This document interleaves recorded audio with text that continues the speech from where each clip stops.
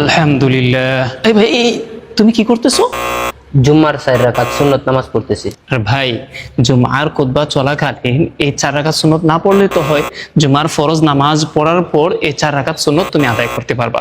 জুমার যে কবলাল জুমা 4 রাকাত সুন্নত নামাজ রয়েছে, সেই নামাজটা তুমি জুমার ফরজ নামাজের পরও তুমি আদায় করতে পারবা।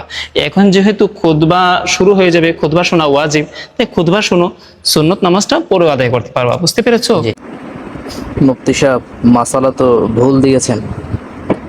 কারণ নবীজি সাল্লাল্লাহু আলাইহি সাল্লাম বলেছেন, জাবির রাদিয়াল্লাহু আনহু থেকে বর্ণিত, নবীজি সাল্লাল্লাহু আলাইহি সাল্লাম খুতবা দানকালে মসজিদে নববীতে একজন ব্যক্তি এসে সে বসে পড়ল।